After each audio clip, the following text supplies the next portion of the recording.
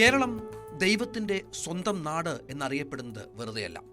പശ്ചിമഘട്ട മലനിരകളിലും അറബിക്കടലും അതിരിടുന്ന ഈ കൊച്ചുഭൂമിയിൽ ഓരോ തുണ്ടു മണ്ണിനും പറയാനുണ്ട് പുരാണങ്ങളോളം പഴക്കമുള്ള കഥകൾ.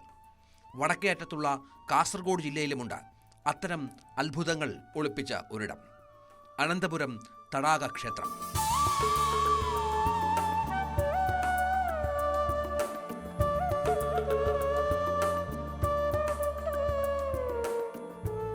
കുമ്പളയിൽ നിന്ന് ഏകദേശം 5 കിലോമീറ്റർ കിഴക്കായി ശാന്തമായ ഒരു കുന്നിൻ പ്രദേശത്താണ് ഈ ക്ഷേത്രം സ്ഥിതി ചെയ്യുന്നത്.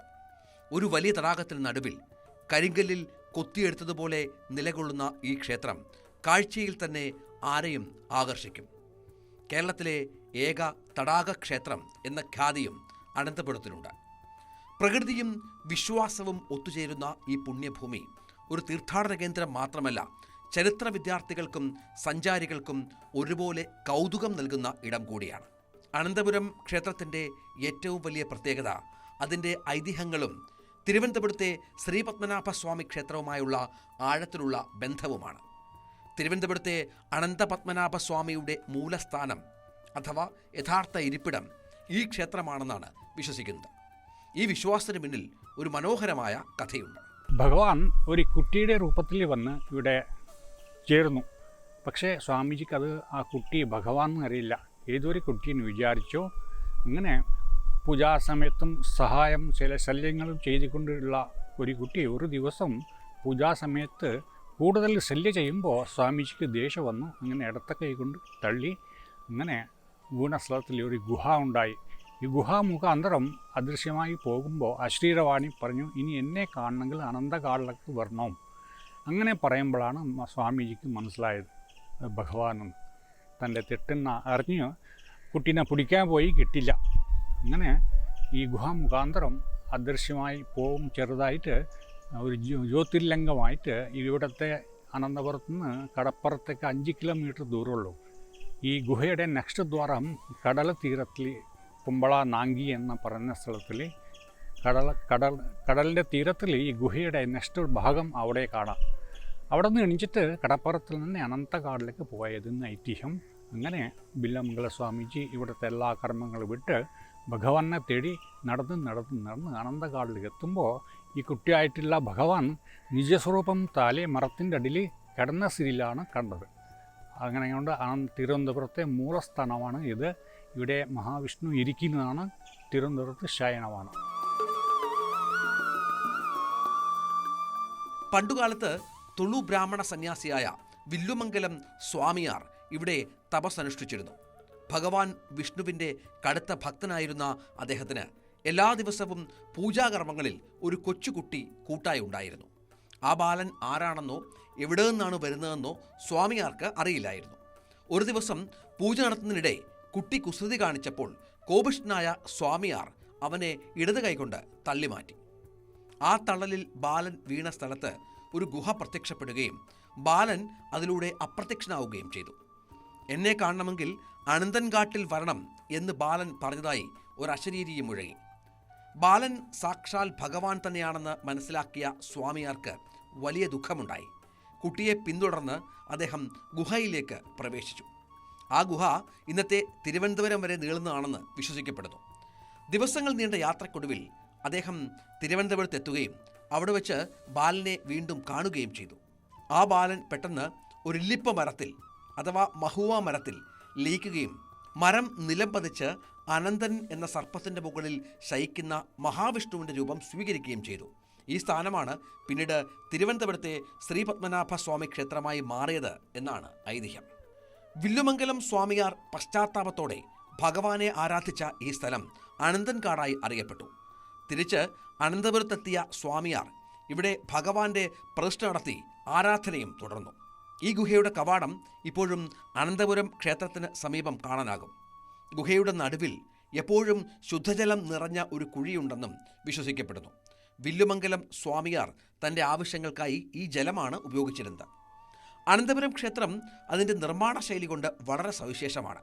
ഏകദേശം 302 അടി ഉയരമുള്ള ഒരു പാറക്കെട്ടിന് നടുവിൽ നിർമ്മിച്ചിട്ടുള്ള ഈ ക്ഷേത്രം പ്രകൃതിയുടെയും മനുഷ്യൻ്റെയും കരവിരുതിൻ്റെ ഒരുമിച്ചുള്ള പ്രകടനവുമാണ്. ക്ഷേത്രത്തിൻ്റെ പ്രധാന കവാടം കടന്നു ചെല്ലുമ്പോൾ കാണുന്നത് സർപ്പക്കെട്ട് ശൈലിയിൽ ചുവന്ന കല്ലുകൊണ്ട് നിർമ്മിച്ച 3 മീറ്ററിലധികം ഉയരമുള്ള മതിലുകളാണ്.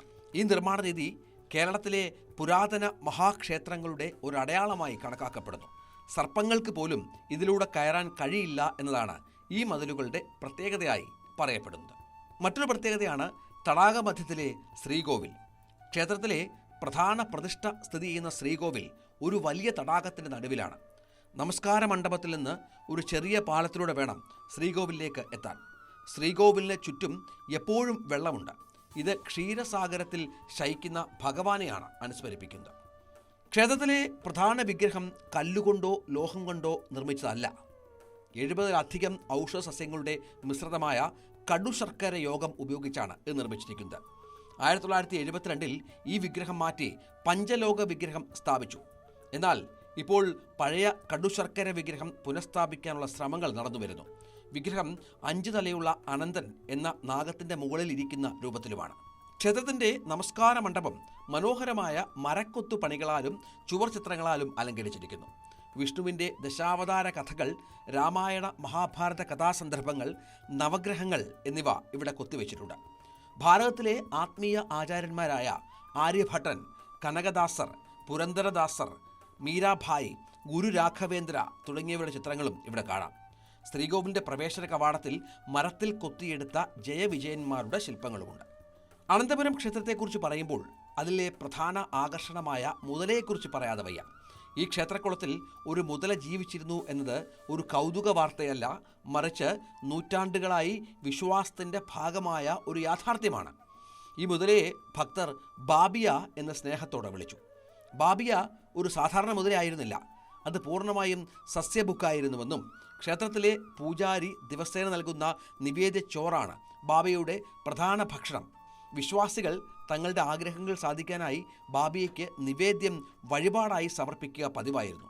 ഈ അത്ഭുത മുതലയെ കാണാൻ ലോകത്തിൻ്റെ വിവിധ ഭാഗങ്ങളിൽ നിന്ന് നിരവധി ആളുകൾ ക്ഷേത്രത്തിലേക്ക് എത്തിയിരുന്നു. 1.5 വർഷം മുമ്പ് ബാബിയ ഓർമ്മയായി. 2022 ഒക്ടോബറിൽ അത്ഭുത മുതലയുടെ വിയോഗം ക്ഷേത്രത്തിലെ ഭക്തർക്ക് വലിയ ദുഃഖമുണ്ടാക്കി. ബാബിയുടെ വേർപാടിന് ശേഷം ക്ഷേത്രത്തിലേക്കുള്ള ആളുകളുടെ ഒഴുക്ക് കുറഞ്ഞുവെന്നും പറയപ്പെടുന്നു. എന്നാൽ ക്ഷേത്രത്തിൻ്റെ ഐതിഹ്യങ്ങളെ ശരിവെച്ചുകൊണ്ട് ഒരു പുതിയ സംഭവം അടുത്തിടെ നടന്നു.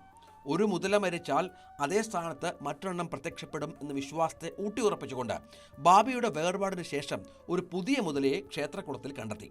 ക്ഷേത്രത്തിലെ സന്ദർശകരാണ് ആദ്യ മുതലയെ കണ്ടത്. തുടർന്ന് അധികൃതർ നടത്തിയ പരിശോധനയിൽ അതിൻ്റെ സാന്നിധ്യം സ്ഥിരീകരിക്കുകയും ചെയ്തു. പഴയ ബാബിയെ കഴിഞ്ഞിരുന്ന അതേ മടയ്ക്കുള്ളിൽ തന്നെയാണ് പുതിയ മുതലയും പ്രത്യക്ഷപ്പെട്ടത്. ഈ വാർത്തയറിഞ്ഞ് വിശ്വാസികൾ വീണ്ടും ക്ഷേത്രത്തിലേക്ക് പ്രവഹിച്ചു. പുതിയ മുതലയെയും ഭക്തർ ബാബിയ എന്ന് തന്നെ വിളിക്കുന്നു. ബാബിയ എന്ന മുതലയെക്കുറിച്ച് പ്രചാരത്തിലുള്ള ഒരു കഥ ബ്രിട്ടീഷ് ഭരണകാലവുമായി ബന്ധപ്പെട്ടതാണ്. ഒരിക്കൽ ക്ഷേത്രത്തെക്കുറിച്ച് കേട്ടറിഞ്ഞ ഒരു ബ്രിട്ടീഷ് സൈനികൻ മുതലയെ കാണാനായി അവിടെ എത്തി. മുതല വെള്ളത്തിന് മുകളിൽ വന്നപ്പോൾ അയാൾ അതിനെ വെടിവെച്ചു കൊന്നു. എന്നാൽ ഈ സംഭവം നടന്ന് ദിവസങ്ങൾക്കകം ഇയാൾ പാമ്പ് കടിയേറ്റ് മരിച്ചുവെന്നാണ് ഐതിഹ്യം. ഈ അത്ഭുത സംഭവത്തിന് ശേഷം കുളത്തിൽ മറ്റൊരു മുതല പ്രത്യക്ഷപ്പെട്ടു. ഭഗവാൻ ശ്രീപത്മനാഭൻ്റെ സംരക്ഷകനായി മുതല ഇവിടെ വസിക്കുന്നു എന്ന് ഭക്തർ വിശ്വസിക്കുന്നു. അനന്തപുരം ക്ഷേത്രം വാഗ്ദാനം ചെയ്യുന്നത് കേവലം ദർശനം മാത്രമല്ല, മനസ്സും ശരീരവും ഒരുപോലെ ശുദ്ധീകരിക്കാനുള്ള ഒരവസരം കൂടിയാണ്. ക്ഷേത്രത്തിലെ തടാകത്തിലെ വെള്ളത്തിന് ഔഷധ ഗുണങ്ങളുണ്ടെന്നും ഇവിടെ ദർശനം നടത്തുന്നതിലൂടെ വാതരോഗങ്ങൾ ഉൾപ്പെടെയുള്ള അസുഖങ്ങൾ മാറുമെന്നും വിശ്വസിക്കപ്പെടുന്നു. വ്യാഴഗ്രഹപ്രീതിക്കും ദൈവാധീനം ലഭിക്കാനും കഷ്ടകാലങ്ങൾ അകറ്റാനും ഇവിടെ വഴിപാടുകൾ നടത്താൻ ഭക്തർ എത്താറുണ്ട്. കുംഭം 14-നാണ് ഇവിടുത്തെ വാർഷിക ഉത്സവം. മേടം 24-ന് പ്രതിഷ്ഠാ ദിനവും തുലാം 1-ന് പുത്തരി സമർപ്പണവും നടക്കുന്നു. ജന്മാഷ്ടമി ദിവസവും എല്ലാ പൗർണമി നാളിലും ഇവിടെ പ്രത്യേക പൂജകളും ഭജനകളും നടക്കാറുണ്ട്.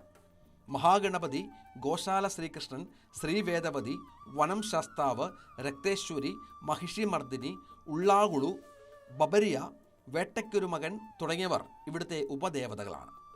അനന്തപുരം തടാകക്ഷേത്രത്തിലെത്താൻ ഏറ്റവും അടുത്തുള്ള പ്രധാന റെയിൽവേ സ്റ്റേഷൻ ഏകദേശം 12 കിലോമീറ്റർ അകലെയുള്ള കാസർഗോഡാണ്. കുമ്പളയിൽ ഒരു ചെറിയ റെയിൽവേ സ്റ്റേഷൻ ലഭ്യമാണ്.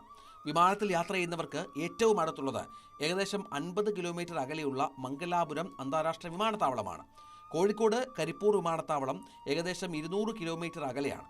റോഡ് മാർഗമാണ് വരുന്നതെങ്കിൽ കുമ്പളയിൽ നിന്ന് വെതിയെടുക്ക റോഡിലൂടെ സഞ്ചരിച്ച് നായിക്കാപ്പ് എന്ന സ്ഥലത്ത് നിന്ന് വലത്തേക്ക് തിരിഞ്ഞ് ക്ഷേത്രത്തിലേക്ക് എത്താവുന്നതാണ്.